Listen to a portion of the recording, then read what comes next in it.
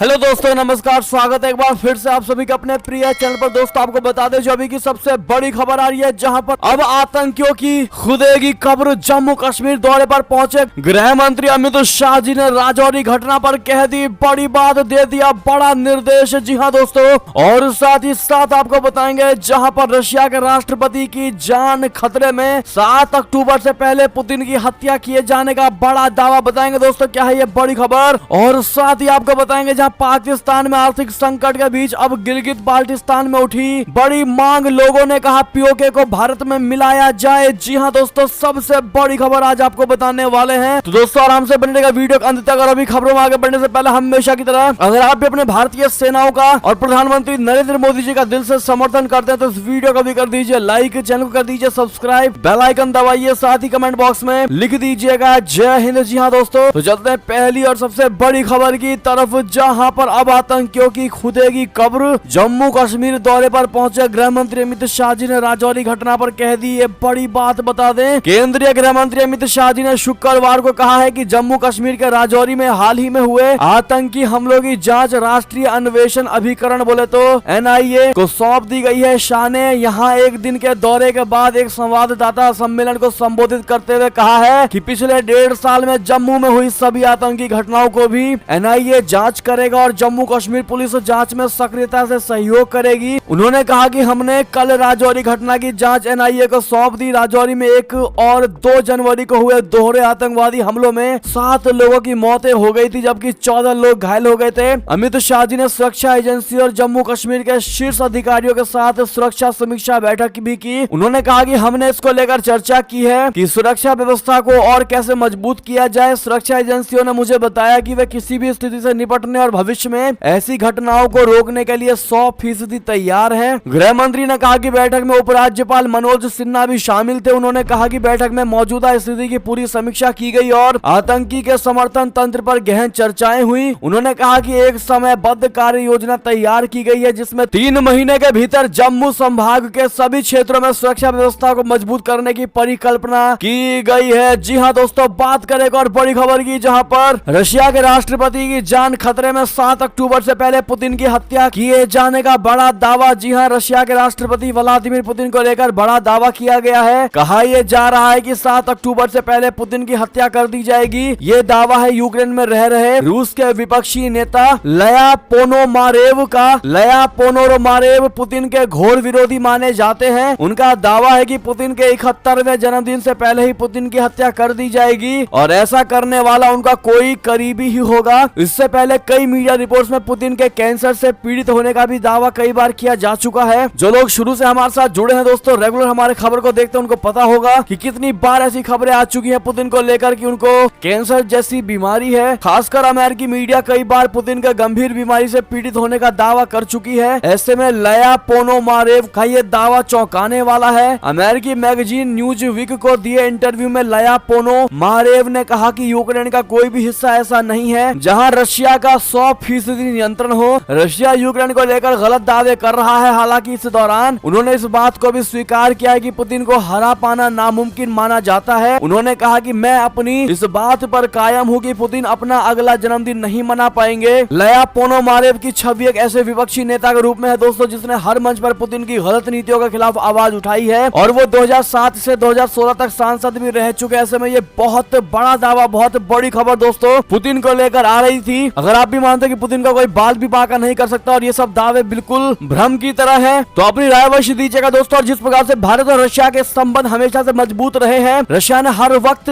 बुरे स्थिति में भारत का साथ दिया है दोस्तों व्लादिमीर पुतिन ने। ऐसे में अगर ऐसा दावा किया जा रहा है तो लॉन्ग लिव पुतिन जरूर कह दीजिएगा आप लोग। बढ़ते हैं एक और खबर की तरफ, जहां पर पाकिस्तान में आर्थिक संकट के बीच अब गिलगित बाल्टिस्तान में उठी बड़ी मांग। लोगों ने कहा पीओके को भारत में मिलाया जाए। जी हाँ दोस्तों, पाकिस्तान की मुश्किलें कम होने का नाम नहीं ले रही। आर्थिक बाढ़, आटा और खाद्य संकट से जूझ रहे पाकिस्तान के सामने एक नई मुसीबत आन पड़ी है। एक तरह से पाकिस्तान चारों ओर से परेशानियों से घिरा हुआ है। पाकिस्तान अधिकृत कश्मीर बोले तो पीओके के गिलगित बाल्टिस्तान एक बार फिर से सुर्खियां बटोर रहा है। जी हाँ, दरअसल पाकिस्तान सरकार की भेदभावपूर्ण और दमनकारी नीतियों से यहाँ के लोग काफी नाराज हैं। स्थानीय लोगों ने अपना शोषण किए जाने से तंग आकर भारत के लद्दाख में साथ आने की मांग की है। गिलगित बाल्टिस्तान के लोगों की नाराजगी सोशल मीडिया पर खूब ज्यादा वायरल हो रही है दोस्तों। वीडियोस काफी ज्यादा वायरल हो रहे हैं। एक वीडियो में साफ तौर पर देखा जा सकता है कि गिलगित बाल्टिस्तान में एक रैली हो रही है जहां बड़ी संख्या में लोग मौजूद हैं। रैली में मांग की जा रही है कि कारगिल सड़क को फिर से खोला जाए और भारत के केंद्र शासित प्रदेश लद्दाख के कारगिल जिले में बाल्टिस्तान को दोबारा से मिलाया जाए। यहाँ पिछले 12 दिनों से पाकिस्तान सरकार के खिलाफ विरोध प्रदर्शन चल रहा है। अब ऐसे में दोस्तों खुद पीओके की जनता उतर आई है रोड पर और कह रही है प्रदर्शन करते हुए कि उनको भारत के साथ मिलना है। दोस्तों ऐसे में क्या भारत सरकार को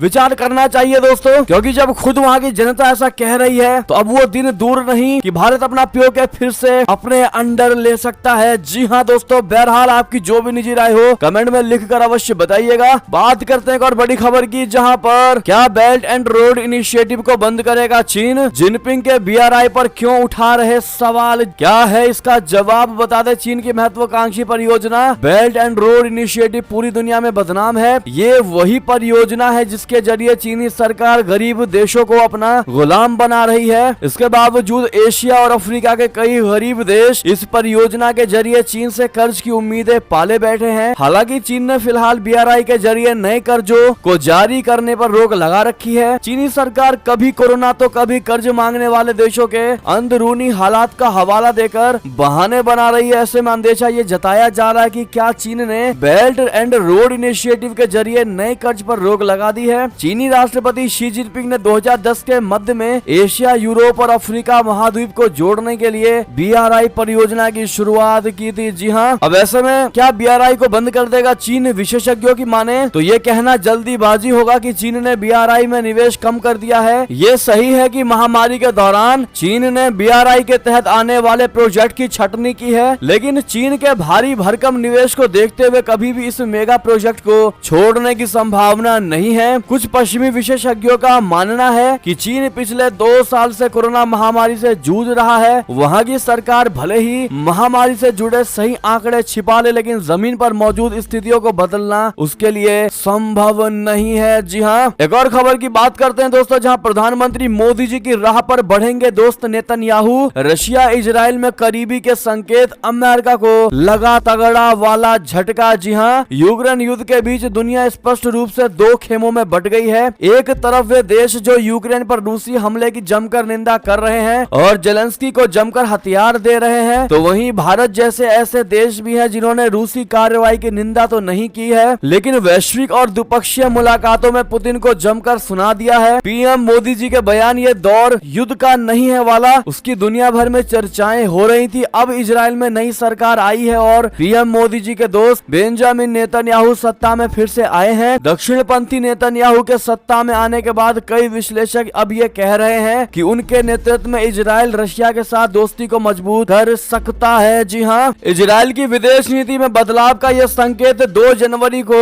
नए विदेश मंत्री के पहले सार्वजनिक भाषण में मिला। इजरायली विदेश मंत्री इली कोहेन ने कहा है कि नई सरकार तब कम बोलेगी जब रशिया और यूक्रेन का मामला आएगा। इस तरह से उन्होंने संकेत दिया है कि नेतन्याहू प्रशासन इस विवाद में सार्वजनिक तौर पर कोई रुख लेने से परहेज करेगा। बात करते हैं दोस्तों एक और बड़ी खबर की, जहां पर भारत के हाथ लगेगा पनामा पेपर्स लीक का काला चिट्ठा। मध्य अमेरिकी देश देगा अहम जानकारी, विदेशी मंत्री तेवानी ने दिया भरोसा। बता दें मध्य अमेरिकी देश पनामा ने 2016 के पनामा पेपर्स लीक मामले की जांच में भारत का सहयोग करने के लिए हामी भर दी है। इस मामले में विभिन्न भारतीय हस्तियों और बिजनेस टाइकून की पहचान शामिल है। पनामा की विदेश मंत्री जनेना तेवानी ने टीओआई बोले तो टाइम्स ऑफ इंडिया को बताया है कि उनका देश भारत को सूचना देने और अपनी वित्तीय प्रणाली में पारदर्शिता में सुधार के लिए हुई प्रगति के बारे में भारतीय अधिकारियों को बताने के लिए तैयार है। काले धन के खिलाफ भारत के अभियान की सराहना करते हुए मंत्री ने कहा कि उन्होंने इस हफ्ते की शुरुआत में एक बैठक में एस जयशंकर जी बोले तो भारत के विदेश मंत्री को इसकी सूचना दी थी। ध्यान देने वाली बात यह है कि ऐसा पहली बार हुआ है जब मध्य अमेरिकी देश ने पनामा में उच्च स्तरीय जांच के लिए सार्वजनिक गारंटी दी है। इसके बारे में सरकार का दावा है कि पनामा और पैराडाइज पेपर लीक में 20,353 करोड़ रुपए के छिपे हुए क्रेडिट का पता चला है। जी हाँ दोस्तों, अगर ऐसा होता है तो भारत को बहुत आसानी होगी उन सभी को पकड़ने में। जी हाँ दोस्तों, एक और खबर की बात करें, जहां पर पाकिस्तानियों की थाली से गायब हो रही दाल रोटी, आटे के संकट के बीच दाल हुई महंगी, यह है सबसे बड़ी वजह। दरअसल पाकिस्तान में महंगाई से बुरी तरह प्रभावित लोगों के लिए रसोई का एक और बुनियादी सामान महंगा होना शुरू हो गया है। डॉन की रिपोर्ट के अनुसार बैंकों की ओर से प्रासंगिक दस्तावेजों के अनुमोदन में देरी के कारण बंदरगाह पर आयातित खेपों की निकासी न होने के कारण दालों की कीमतें बढ़ रही हैं। कराची होलसेलर्स ग्रोसर्स एसोसिएशन के अध्यक्ष रऊफ इब्राहिम ने कहा है कि व्यापारियों ने डॉलर की कमी और बैंकों के कारण पिछले 2 महीनों से बंदरगाह पर दालों के 6000 से अधिक कंटेनरों की निकासी न होने के खिलाफ गुरुवार को स्टेट बैंक के मुख्य कार्यालय के बाहर विरोध प्रदर्शन किया। जी हां दोस्तों, साथ ही साथ आपको बता दें जहां पर विदेशी मुद्रा भंडार लगभग खत्म हो चुका है, दिवालिया हो चुका है पाकिस्तान, क्या यूएई की खैरात बचा पाएगी? दोस्त पाकिस्तान को बता दें कि वर्तमान में पाकिस्तान का विदेशी मुद्रा भंडार में सिर्फ 430 करोड़ डॉलर ही बचे हैं। पाकिस्तान के केंद्रीय bank state bank of Pakistan ने कुछ विदेशी कर्जों की किस्त चुकाने के बाद कहा है कि वर्तमान में देश के वाणिज्यिक बैंकों के पास 5.8 बिलियन डॉलर है। ऐसे में कुल धन सिर्फ 10.1 बिलियन डॉलर ही है। इस आर्थिक संकट से उबरने के लिए पाकिस्तान की सरकार और सेना एड़ी चोटी का जोर लगा रही है। जी हां दोस्तों, साथ ही साथ बात करेगा और बड़ी खबर की जहां पर ग्लोबल साउथ समिट में बोले प्रधानमंत्री नरेंद्र मोदी जी, कहा यूएन सुरक्षा परिषद में तत्काल मौलिक सुधार की है आवश्यकता। जी हां, प्रधानमंत्री नरेंद्र मोदी जी ने विकासशील देशों के लिए पिछले 3 वर्षों को कठिनाई पूर्ण बताया और कहा कि वसुधैव कुटुंबकम के दर्शन पर चलने वाला भारत वैश्वीकरण के सिद्धांत को मनाता है, लेकिन विकासशील देश ऐसे वैश्वीकरण की इच्छा नहीं रखते हैं जो जलवायु संकट या कर्ज संकट सृजित करता हो। प्रधानमंत्री मोदी जी ने वॉइस ऑफ ग्लोबल साउथ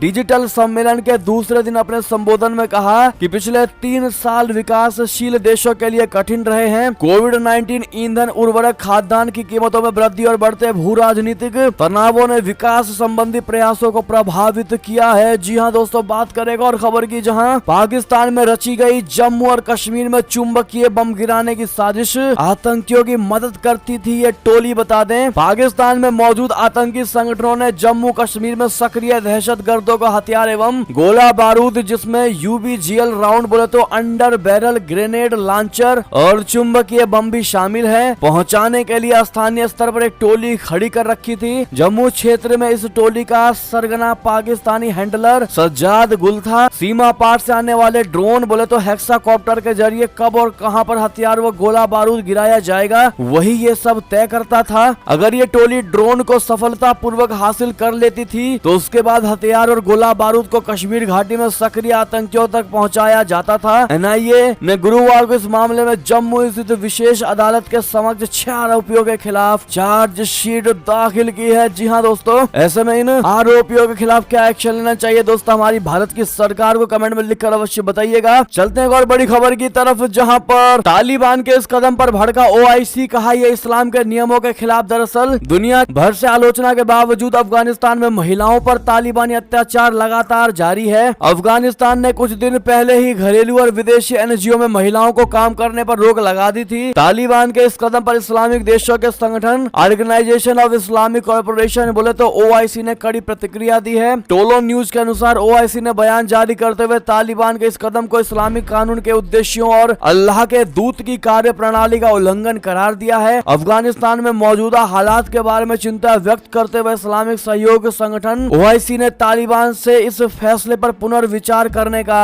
आह्वान किया है। जी हां, ओआईसी ने यह बयान अफगानिस्तान में मानवीय स्थिति पर बुलाई गई कार्यकारी समिति की आपातकालीन बैठक बोले तो एक्स्ट्रा ऑर्डिनरी मीटिंग के बाद जारी किया है। जी हां दोस्तों, आपको बता दें इन देशों में तुर्की के राष्ट्रपति एर्दोगन भी शामिल है। बात करें और बड़ी खबर की जहां पर चीन के कर्ज से डिफॉल्टर हुआ श्रीलंका, सेना में 1/3 कटौती करेगा। जी हां दोस्तों, आर्थिक संकट से जूझ रहे श्रीलंका ने घोषणा किया कि वो तकनीकी और सामरिक रूप से मजबूत और संतुलित रक्षा बल तैयार करने के लिए वर्ष 2030 तक सेना की मौजूदा ताकत को घटाकर आधा कर देगा। श्रीलंकाई सरकार ने 2023 के बजट में स्वास्थ्य और शिक्षा की तुलना में सैन्य खर्च के लिए अधिक आवंटन की आलोचना के बीच ये घोषणा की है। रक्षा मंत्रालय ने शुक्रवार को एक बयान में कहा है कि वर्ष 2030 तक सैन्य संख्या बल को घटाकर 1 लाख तक किया जाएगा, जबकि वर्तमान में स्वीकृत संख्या 2,783 है। बयान में कहा गया है कि अगले साल तक सैन्य संख्या बल 1,35,000 तक सीमित हो जाएगी। जी हाँ, बात करें एक और खबर की जहां खुलने लगा ड्रैगन का काला चिट्ठा। चीनी पुलिस स्टेशन पर एफबीआई की रेड, अब सच्चाई आएगी सामने। बता दें, दुनिया भर के देशों में चीन की चालाकी अब पकड़ी जाने लगी है। कई देशों में चीन पुलिस स्टेशन संचालित करता है जिन पर अब एक्शन लिया जा रहा है। पिछले कुछ महीनों में कई रिपोर्ट सामने आई है कि दुनिया भर में चीन ने 100 से ज्यादा पुलिस स्टेशन हैं। अब अमेरिकी जांच एजेंसी FBI ने मैनहट्टन में चीनी पुलिस स्टेशन पर रेड मारी और डॉक्यूमेंट सीज कर दिए। माना यह जा रहा है कि अब सच्चाई सामने आएगी। न्यूयॉर्क टाइम्स के अनुसार ये छापेमारी पिछले साल हुई थी, जिसकी जानकारी अब रिपोर्ट की गई है। रिपोर्ट में बताया गया कि पिछले साल ये रेड चाइना टाउन में हुई थी। रेड में FBI और ब्रुकलिन का अमेरिकी अटॉर्नी का दफ्तर शामिल था। जी हाँ दोस्तों, ऐसे में साथ ही साथ चलते हैं और खबर की ओर, जहाँ पर रशिया यूक्रेन वॉर को लेकर बड़ी खबर। फिर खूंखार हुआ रशिया, यूक्रेन के इस शहर पर कब्जे का किया दावा।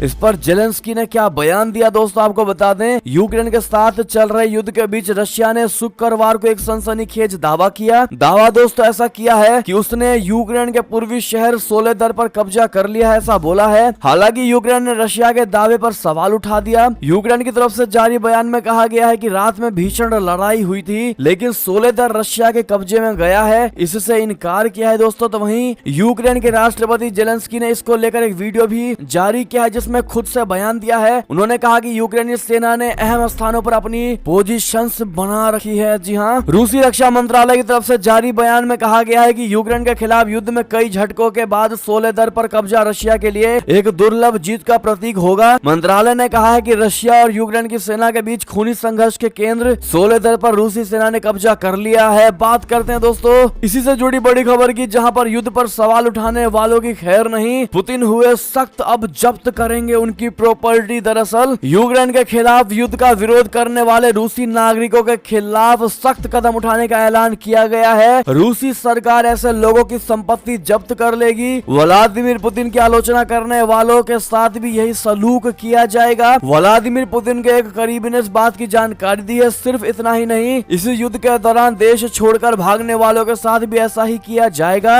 रूसी सरकार का मानना है कि ऐसा करके इन लोगों ने देश को अपमान किया है। ये प्रस्ताव रशिया के निचले सदन के सभापति द्वारा पास किया गया है। जी हाँ दोस्तों, बढ़ते एक और खबर की ओर, जहाँ पर यूनाइटेड नेशन में भारत ने कहा कि जो देश संकीर्ण राजनीतिक उद्देश्यों के लिए आतंकवाद का इस्तेमाल करते हैं उन्हें जवाबदेह ठहराया जाए। जी हाँ, भारत ने संयुक्त राष्ट्र सुरक्षा परिषद में पाकिस्तान का परोक्ष संदर्भ देते हुए कहा है कि जो देश संकीर्ण राजनीतिक उद्देश्यों के लिए सीमा पार आतंकवाद का इस्तेमाल करते हैं उन्हें जवाबदेह ठहराया जाना चाहिए। साथ ही उसने आतंकवाद के साझा खतरे के खिलाफ एकजुट होने तथा राजनीतिक लाभ के लिए दोहरे मानदंड न अपनाने की आवश्यकता पर भी जोर दिया। संयुक्त राष्ट्र में भारत की स्थायी प्रतिनिधि रुचिरा कंबोज ने बृहस्पतिवार को कहा कि अंतर्राष्ट्रीय स्तर पर कानून के शासन को लागू करने से आतंकवाद और सीमा पार आतंकवाद समेत आक्रामकता से देशों की संप्रभुता और क्षेत्रीय अखंडता की रक्षा की जानी चाहिए। जी हाँ, परिषद की जापान की अध्यक्षता के तहत कानून के शासन और सुरक्षा परिषद की खुली बहस में कंबोज ने परोक्ष रूप से पाकिस्तान का संदर्भ देते हुए कहा है कि जो देश संकीर्ण राजनीतिक उद्देश्यों के लिए सीमा पार आतंकवाद का इस्तेमाल करते हैं उन्हें जवाबदेह ठहराया जाना चाहिए। जी हाँ, अगली खबर की बात करें, जहां पर पूर्व प्रधानमंत्री शिंजो आबे के हत्यारे के खिलाफ हत्या का केस 6 महीने बाद शुरू होगा ट्रायल। जी हाँ, जापान के पूर्व प्रधानमंत्री शिंजो आबे की कथित रूप से हत्या करने वाले आरोपी के खिलाफ अभियोजकों ने औपचारिक रूप से हत्या का मामला दर्ज किया है। शुक्रवार को जापानी मीडिया के हवाले से खबर सामने आई है और इस खबर के मुताबिक आरोपी तेत्सुया यामागामी को शिंजो आबे की हत्या के बाद मानसिक परीक्षण के लिए 6 महीने तक हिरासत केंद्र में रखा गया था।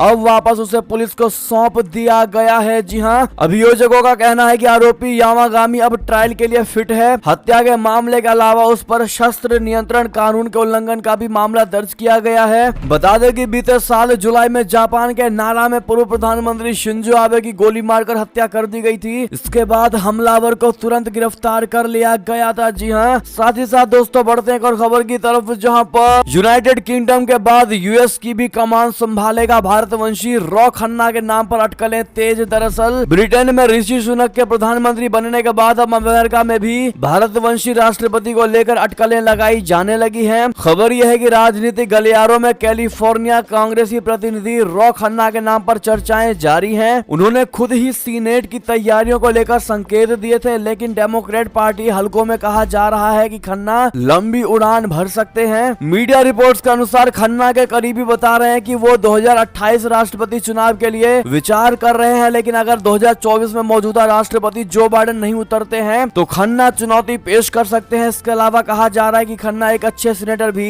साबित हो सकते हैं। आप क्या कहते हैं दोस्तों, क्या जो बाइडेन को अगली बार राष्ट्रपति चुनाव के लिए उतरना बिल्कुल नहीं चाहिए? दोस्तों क्या आप भी यही मानते हैं और रॉ खन्ना जी को उतरना चाहिए? हाँ या ना में जवाब जरूर दीजिएगा। बात करते हैं एक और बड़ी खबर की, जहां पर जनवरी 2024 नहीं बल्कि दिसंबर 2023 तक ही बन जाएगा राम मंदिर। क्या योगी आदित्यनाथ जी ने कही ये बात? बता दें, उत्तर प्रदेश के सीएम योगी आदित्यनाथ जी ने कहा है कि पीएम मोदी जी के नेतृत्व में नए भारत में किसी के साथ भेदभाव नहीं किया जाता। उन्होंने ऐलान किया है कि दिसंबर 2023 में अयोध्या के राम मंदिर का निर्माण कार्य पूरा हो जाएगा। योगी जी ने कहा है कि ये भारत का राष्ट्र मंदिर है जहां समाज के हर तबके को सम्मान दिया जाएगा। सूबे के सीएम योगी आदित्यनाथ जी ने निषाद पार्टी की 10वीं संकल्प दिवस रैली में ये बात कही है। मुख्यमंत्री योगी आदित्यनाथ जी शुक्रवार को निषाद पार्टी के 10वें संकल्प दिवस रैली को संबोधित किया। इस दौरान सीएम योगी जी ने कहा कि प्रधानमंत्री मोदी के कुशल नेतृत्व में नए भारत में किसी के साथ भेदभाव नहीं किया जाता। जी हाँ, इससे पहले केंद्रीय गृह मंत्री अमित शाह जी ने पहले राम मंदिर की तारीखें बताई थी। उन्होंने बताया था कि जनवरी 2024 तक राम मंदिर बनकर तैयार हो जाएगा। त्रिपुरा दौरे के दौरान अमित शाह जी ने कहा था कि जब से देश आजाद हुआ था तब से कांग्रेस इसको कोर्ट में उलझा रही थी। मोदी जी आए एक दिन सुबह सुप्रीम कोर्ट का फैसला आया और मोदी जी ने उसी दिन राम मंदिर का भूमि पूजन पूरा करके मंदिर निर्माण कार्य शुरू कराया। 1 जनवरी 2024 को अयोध्या में राम मंदिर तैयार मिलेगा। जी हाँ दोस्तों, इसी बात पर कमेंट में जय श्री राम जरूर कह दीजिएगा। दोस्तों बात करें एक और खबर की, जहां लालू यादव को लगा तगड़ा झटका। सीबीआई को आरजेडी प्रमुख के खिलाफ मुकदमा चलाने की मिली अनुमति। जी हाँ, नौकरी के बदले जमीन मामले में राष्ट्रीय जनता दल बोले तो आरजेडी प्रमुख लालू प्रसाद यादव को बड़ा झटका लगा है। केंद्रीय जांच ब्यूरो को शुक्रवार को लालू प्रसाद यादव के खिलाफ मुकदमा चलाने की मंजूरी मिल गई है। इस मामले में सीबीआई ने केंद्र सरकार से मुकदमा चलाने की इजाजत मांगी थी। ये 15 साल पुराना मामला है। इस मामले में सीबीआई ने अक्टूबर 2022 में लालू प्रसाद यादव, उनकी पत्नी राबड़ी देवी और 14 अन्य के खिलाफ आरोप पत्र दाखिल किया था। जी हाँ, दरअसल ये मामला लालू यादव के रेल मंत्री 2004 से 2009 के कार्यकाल के दौरान अनियमितताओं के आरोपों से संबंधित है। जी हाँ दोस्तों, बात करें एक और खबर की, जहां इस बार बजट में होगा बड़ा ऐलान। टैक्स फ्री स्लैब में हो रही बदलाव की तैयारी। जी हाँ, अभी 2.5 लाख रुपए तक की सालाना इनकम पर कोई टैक्स नहीं देना होता है, जिस लिमिट को बढ़ाकर सरकार 5 लाख करने का प्लान बना रही है। यानी अगर आपकी भी सालाना इनकम 5 लाख रुपए है तो आपको कोई टैक्स नहीं देना होगा। सरकार चुनाव के मद्देनजर नौकरी पेशा को आकर्षित करने के लिए इस बजट में नए ऐलान कर सकती है। सरकार का फोकस आर्थिक विकास पर जोर देने वाले बजट को पेश करने पर होगी। जानकारों के अनुसार सैलरीड क्लास 2023 के बजट में ये उम्मीदें कर सकता है। जी हाँ दोस्तों, बहरहाल अभी तक इसको लेकर कोई ऑफिशियल जानकारी नहीं है। बहरहाल ये अटकलें लगाई जा रही दोस्तों कि ऐसा हो सकता है। इस पर आपकी जो भी निजी राय हो बताइएगा जरूर। अंतिम खबर की बात करें, जहां उत्तर भारत में आने वाली है जबरदस्त ठंड। यूपी से लेकर हिमाचल तक अगले 5 दिन रहेगा ऐसा मौसम। जी उत्तर भारत समेत देश के कुछ और हिस्सों में कड़ाके की ठंड की वापसी होने वाली है। मौसम विभाग की माने तो दिल्ली में 14 जनवरी यानी आज से जबरदस्त ठंड की वापसी हो सकती है। पिछले कुछ दिनों से शीतलहर से मिली राहत अब मुसीबत बनने वाली है। मौसम विभाग के अनुसार राजस्थान के उत्तरी हिस्से में 14 से 17 जनवरी के बीच शीतलहर से लेकर भीषण शीतलहर चल सकती है। तो यहाँ उत्तरी कर्नाटक के भी कुछ हिस्सों में 14 और 15 जनवरी को शीतलहर की स्थिति बनी रहेगी। जी हाँ, हिमाचल प्रदेश, पंजाब, हरियाणा, उत्तर प्रदेश, मध्य प्रदेश और चंडीगढ़ में भी जबरदस्त ठंड पड़ने वाली है। अब ऐसे में दोस्तों आपके यहाँ पर कैसा मौसम है कमेंट में लिखकर जरूर बताइएगा। और आपसे सवाल भी है कि मकर संक्रांति आज है या कल, कमेंट में लिखकर जल्दी बताइएगा। और दोस्तों ये थी अब की सबसे बड़ी खबर। आपको हमारी खबर कैसी लगी? आशा करता हूँ बहुत अच्छी लगी होगी। अगर थोड़ी भी अच्छी लगी है तो इस वीडियो को अभी अपने भाई बंधुओं में व्हाट्सएप, फेसबुक, ट्विटर के जरिए पूरे भारत में शेयर करना बिल्कुल मत भूलिएगा दोस्तों। और अभी कर दीजिए इस वीडियो को लाइक, चैनल को कर दीजिए सब्सक्राइब, बेल आइकन दबाइए, साथ ही कमेंट बॉक्स में लिख दीजिएगा जय हिंद जय भारत। तो मिलते हैं आपसे अगली बड़ी खबर में, तब तक के लिए आप सभी का बहुत बहुत धन्यवाद। जय हिंद जय भारत, जय श्री राम, वंदे मातरम, हर हर महादेव।